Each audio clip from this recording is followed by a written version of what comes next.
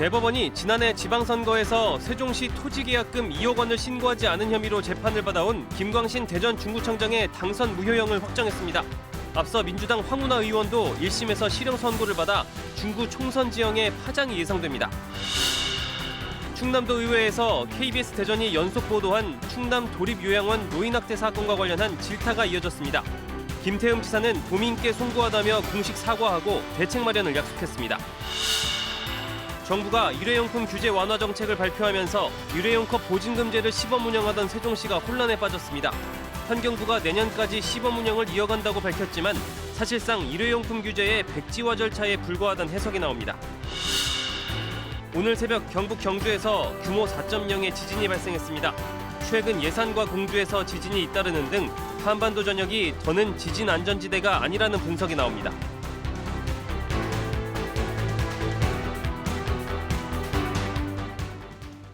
안녕하십니까. 대전, 세종, 충남 뉴스입니다.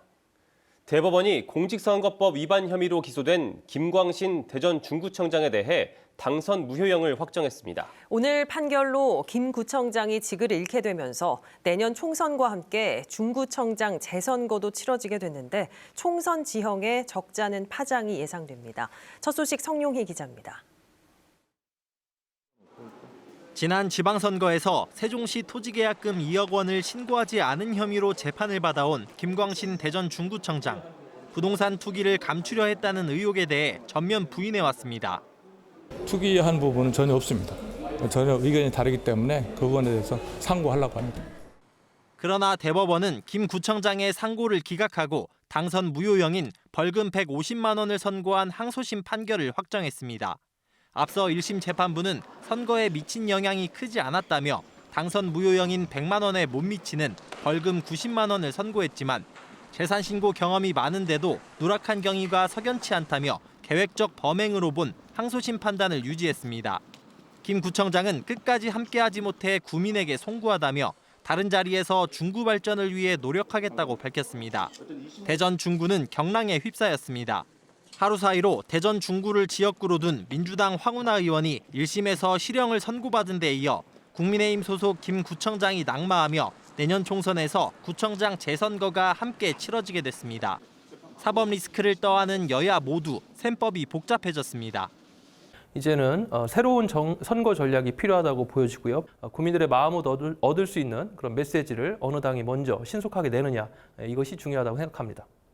재선거를 예상하고 물밑 활동을 벌여온 인사들이 적지 않은 가운데 한층 커진 대전 중구 선거판에 시선이 쏠리고 있습니다. KBS 뉴스 성용입니다. 충청권 4개 시도의회가 그동안 난항을 겪었던 충청권 초광역의회 구성안에 합의했습니다. 충청권 특별지방자치단체 합동추진단은 오늘 4개 시도의정단 간담회에서 각 시도별로 4명씩 의원을 균등 배분하는 형태의 통합광역의회 구성안을 확정했다고 밝혔습니다. 특별지자체 규약안 제정의 핵심 쟁점이었던 초광역의회 구성안이 전격 합의되면서 내년으로 예정된 충청권 메가시티 출범에 청신호가 켜졌습니다. KBS가 연속 보도하고 있는 충남 도립요양원의 노인 학대 사건. 충남도의회 도정 질문에서도 이 사건이 다뤄졌습니다. 충청남도의 관리 소홀을 따져 물었는데 결국 김태흠 지사가 공식 사과하고 대책 마련을 약속했습니다. 백상현 기자입니다. 충청남도의회 도정 질문, KBS 보도로 불거진 도립요양원 학대 사건이 도마 위에 올랐습니다. 반복된 학대 뒤에는 충남도의 관리 소홀도 한몫했다는 주장이 나왔습니다. 1년에 최소 한 번 이상 지도 감독을 하도록 한 협약이나 관련 조례와 달리 민간에 위탁한 2020년과 2021년 충남도가 단 한 차례도 점검에 나서지 않았다는 겁니다. 해야 할 일을 마땅히 하지 않은 충청남도의 무관심과 무책임에 대해서는 그 어떤 변명도 있어서는 안 될 것입니다. 또 정작 학대 사건이 발생했을 땐 별다른 조치가 없다가 KBS 보도가 나간 뒤에야 도내 요양기관의 안전관리를 당부하는 공문을 보낸 것으로 확인됐습니다.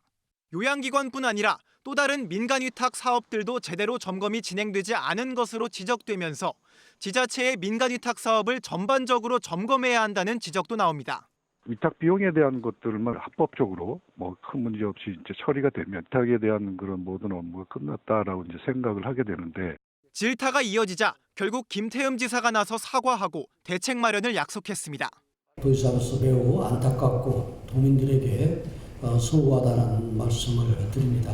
종사자 인권 교육 강화라든가 또 수시점 점검 등 재발 방지에 최선을 다하고 있습니다.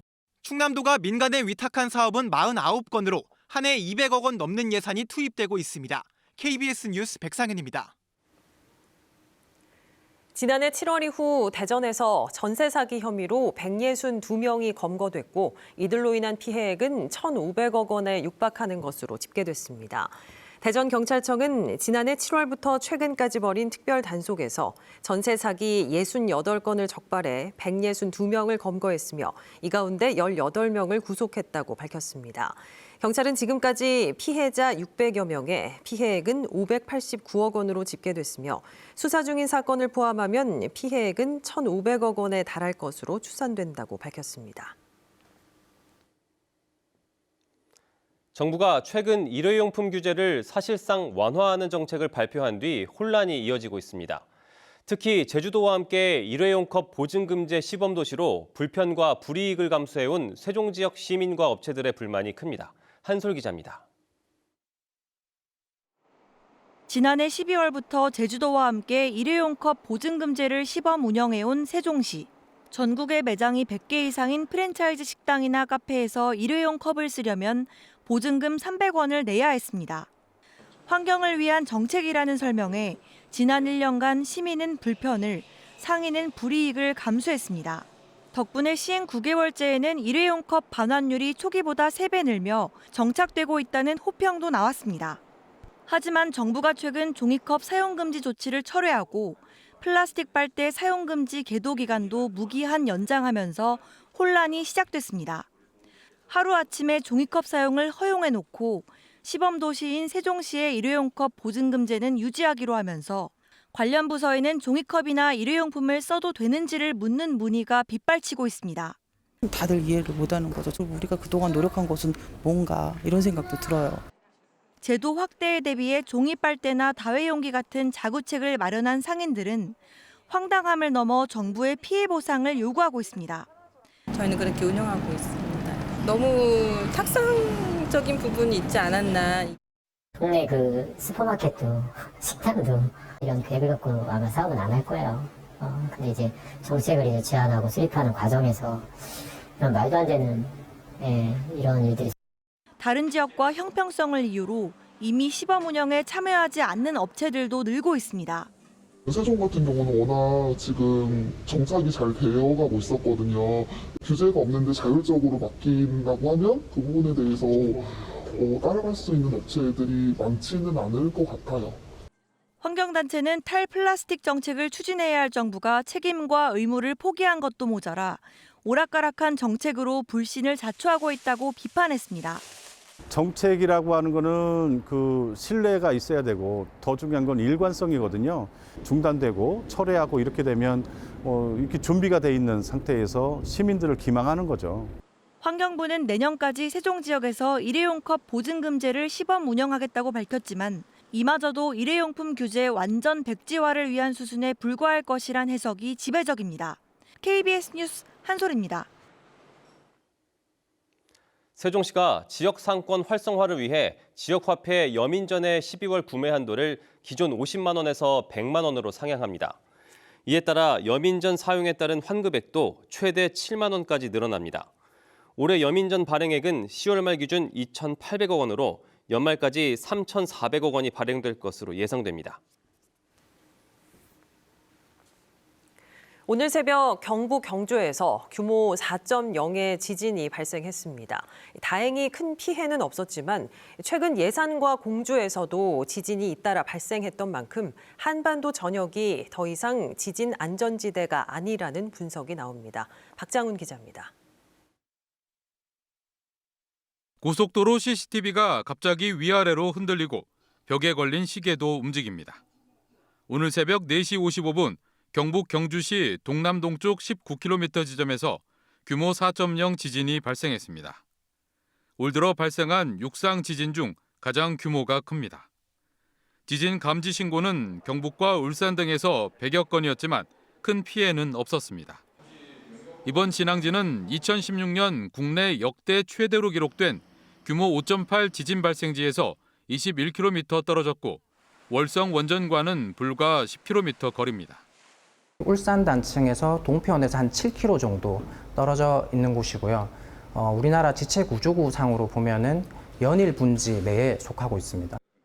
16개의 활성 단층이 있는 같은 동남권이지만 2016년 경주 지진은 양산 단층의 격가지인 내남 단층에 속해 이번 지진 단층과는 서로 다릅니다.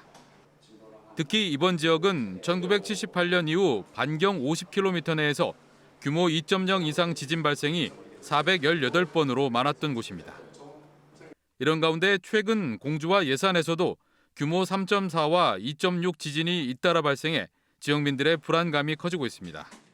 1년에 태평양판이 이제 서쪽으로 약 9cm 정도 움직이고 있습니다. 그 힘이 이제 유라시아판 내부에 이제 힘이 축적되면서 우리나라도 그 중에 힘이 이제 응력이 해소되면서 지진이 발생을 하고 있습니다. 올 들어 현재까지 한반도와 주변 해역에서 발생한 규모 2.0 이상 지진은 99번. 우리나라도 더 이상 안전지대가 아닌 만큼 철저한 대비가 필요합니다. KBS 뉴스 박장원입니다. 한편 오늘 새벽 경주에서 발생한 지진은 대전과 세종, 충남에서도 진동이 감지됐습니다.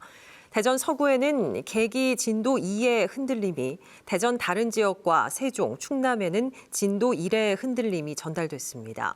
이번 지진으로 충남 소방본부에는 진동을 느꼈다는 신고 1건이 접수됐지만 피해는 발생하지 않았습니다.